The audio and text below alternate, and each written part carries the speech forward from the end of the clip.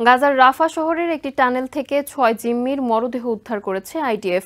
এদের মধ্যে এক ইসরায়েলি আমেরিকান রয়েছে বলে নিশ্চিত করেছে হোয়াইট হাউস। আইডিএফ মুখপাত্র ড্যানিয়েল হ্যাগারি জানিয়েছেন, মরদেহগুলো উদ্ধারের অল্প কিছুক্ষণ আগেই ওই ৬ জনকে হত্যা করা হয়। এই ঘটনায় তীব্র নিন্দা ও ক্ষোভ প্রকাশ করেছেন প্রেসিডেন্ট জো বাইডেন ও ভাইস প্রেসিডেন্ট কামালা হ্যারিস। হামাসকে এক আমেরিকানের প্রাণ কেড়ে নেওয়ার কড়া জবাব দেওয়া হবে বলে হুমকি দিয়েছেন প্রেসিডেন্ট বাইডেন।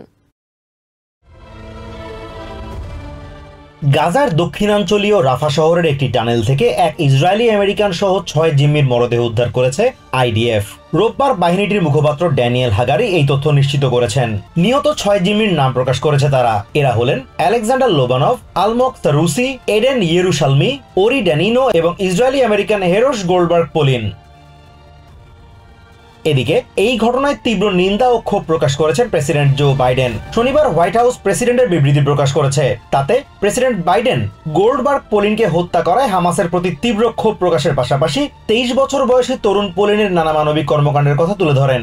এছাড়া পোলিন সহ বাকি জিম্মিদের উদ্ধারে প্রশাসন যে চেষ্টার কোনো ত্রুটি রাখেনি তা উল্লেখ করেছেন বাইডেন। সবশেষে এই হত্যাকাণ্ডের জন্য হামাসকে চড়া মূল্য দিতে হবে বলে হুঁশিয়ার করেছেন তিনি। অন্যদিকে পৃথক বিবৃতিতে ভাইস প্রেসিডেন্ট কামালা হ্যারিস বলেছেন, হামাসের হাত নতুন আরেক আমেরিকানের রক্তে রঞ্জিত হলো। তিনি দাবি করেন, ইসরায়েলিদের পাশাপাশি প্যালেস্টিনিয়ানরাও গত ২ দশক ধরে হামাসের হামলার শিকার হচ্ছে। এদিকে এই খবর ছড়িয়ে পড়ার পর জিম্মিদের স্বজনেরা ইসরায়েলের রাজপথে নেমে আসেন। হামাসের হাতে আটক ইসরায়েলি সহ সব জিম্মির মুক্তির দাবিতে বিক্ষোভ করেন তারা। এই ৬ জন সহ হামাসের হাতে যে কজন জিম্মি প্রাণ হারিয়েছেন তার জন্য নেতানিয়াহুকে দায়ী করে তার বিরুদ্ধে পদক্ষেপ নিতে কোয়ালিশন সরকারের প্রতি আহ্বান জানান তারা। রোববার থেকে ইসরায়েল অচল করে দেওয়ার হুমকিও দিয়েছেন জিম্মিদের স্বজনেরা। হামাসের হাতে আটক থাকা ৬ জিম্মির মরদেহ উদ্ধারের ঘটনায় ইসরায়েল জুড়ে ব্যাপক বিক্ষোভ দেখা দিয়েছে। গাজায় যুদ্ধবিরতি এবং বাকি জিম্মিদের মুক্তির জন্য অবিলম্বে হামাসের সঙ্গে একটি চুক্তি বাস্তবায়নের দাবিতে জেরুজালেম, তেল আভিভ সহ বিভিন্ন শহরের রাস্তায় নেমে এসেছে হাজার হাজার মানুষ। ধর্মঘটের ডাক দিয়েছে দেশটির সবচেয়ে বড় শ্রমিক ইউনিয়ন। তারা বলেছে, সোমবার ইসরায়েলের পুরো অর্থনৈতিক কার্যক্রম বন্ধ থাকবে। এই অবস্থায় নতুন করে চাপের মুখে পড়েছেন প্রধানমন্ত্রী বেঞ্জামিন নেতানিয়াহু। তবে তিনি জিম্মি মুক্তির প্রক্রিয়া বিলম্বিত হওয়ার জন্য হামাসকেই দায়ী করেছেন। নিজ দেশে নতুন করে ক্ষোভের মুখে পড়েছেন ইসরায়েলের প্রধানমন্ত্রী বেঞ্জামিন নেতানিয়াহু। গাজা থেকে ৬ জিম্মির মরদেহ উদ্ধারের পর জেরুজালেমে প্রধানমন্ত্রীর কার্যালয় ঘেরাও করে বিক্ষোভে অংশ নিয়েছেন হাজার হাজার ইসরায়েলি। নেতানিয়াহু সরকারের বিরুদ্ধে নানা স্লোগান দেওয়ার পাশাপাশি অবিলম্বে বাকি জিম্মিদের দেশে ফিরিয়ে আনার দাবি জানান তারা। বিক্ষোভকারীদের অভিযোগ, একের পর এক জিম্মির মৃত্যুর পরও নেতানিয়াহু হামাসের সঙ্গে কোনো চুক্তি করতে ইচ্ছুক নন। বিক্ষোভে অংশ নেয়া বেশিরভাগ মানুষের মতে, নেতানিয়াহু সরকার যথাযথ পদক্ষেপ নিলে ওই ৬ জিম্মিকে প্রাণ হারাতে হতো না। সাধারণ মানুষের এই বিক্ষোভে একাত্মতা প্রকাশ করেছে ইসরায়েলের প্রধান শ্রমিক ইউনিয়নও। দেশ জুড়ে সাধারণ ধর্মঘটের ডাক দিয়েছে তারা। তেল আভিভেও বিক্ষোভে অংশ নিয়েছে হাজার হাজার মানুষ। হামাসের হাতে আটক জিম্মিদের পরিবারের সদস্যরা সহ সব শ্রেণীর মানুষ নেমে এসেছে রাস্তায়। সড়ক অবরোধ করে বিক্ষোভ প্রদর্শন করেন তারা। অনেককে কফিন নিয়েও মিছিল করতে দেখা যায়। রানানা শহরে নিহত জিম্মি আলমক সারুসির অন্ত্যেষ্টিক্রিয়ায় অংশ নেয় শত শত মানুষ। এ সময় এক আবেগঘন পরিবেশ সৃষ্টি হয় সেখানে। জেরুজালেমে নিহত আরেক জিম্মি ওরি ড্যানিনোর অন্ত্যেষ্টিক্রিয়ায় অংশ নেন জনপ্রিয় ইসরায়েলি গায়ক হানান বেনারি। ৬ জিম্মি নিহতের ঘটনায় হামাসকে জবাব দেওয়া হবে বলে জানিয়েছেন ইসরায়েলের প্রধানমন্ত্রী নেতানিয়াহু। এক ভিডিও বার্তায় নেতানিয়াহু দাবি করেন, এখন পর্যন্ত কোনো চুক্তি না হওয়ার জন্য হামাসই দায়ী। হামাসের হাতে আটক জিম্মিদের ফিরিয়ে আনার জন্য তার সরকার প্রতিশ্রুতিবদ্ধ বলেও জানান নেতানিয়াহু।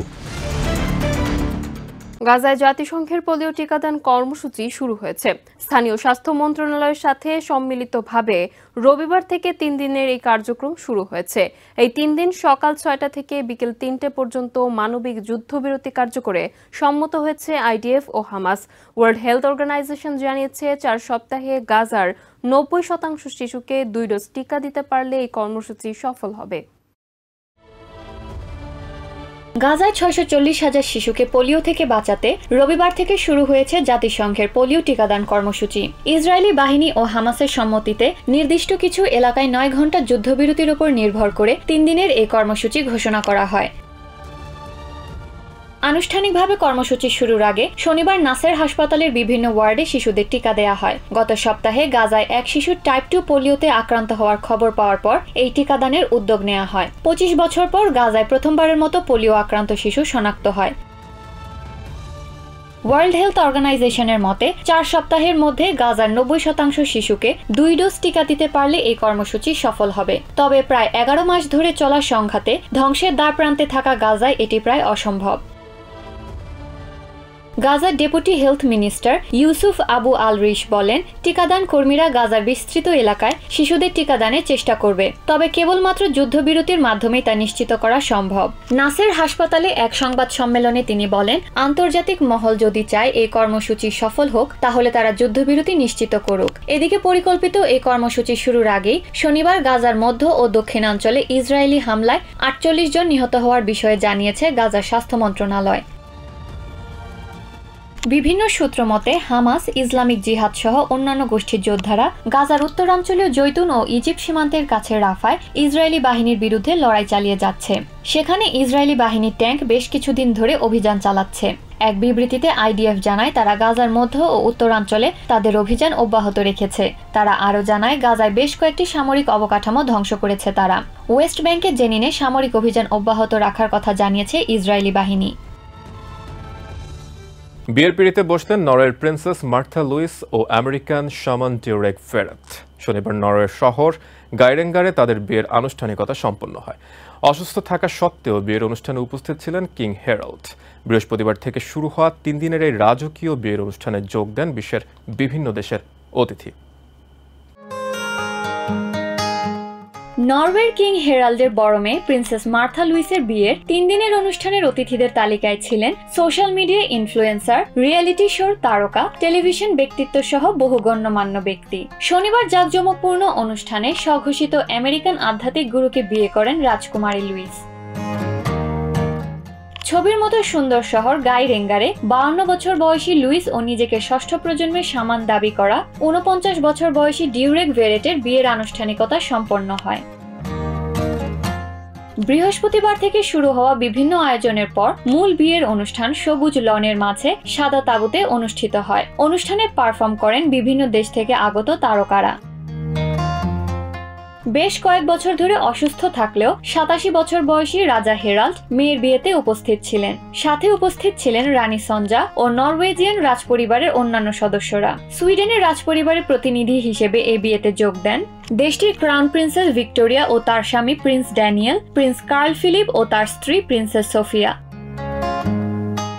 লুইস নরওয়েজিয়ান সিংহাসনের 4র্থ উত্তরাধিকারী। তবে 2022 সালে রাজপরিবারের প্রতিনিধিত্ব ত্যাগ করার ঘোষণা দেন তিনি।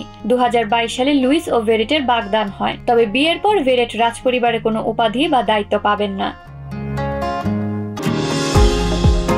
নিউ ইয়র্ক থেকে সম্প্রচারিত TVN 24 টেলিভিশন বিশ্বজুড়ে বাঙালির কণ্ঠস্বর।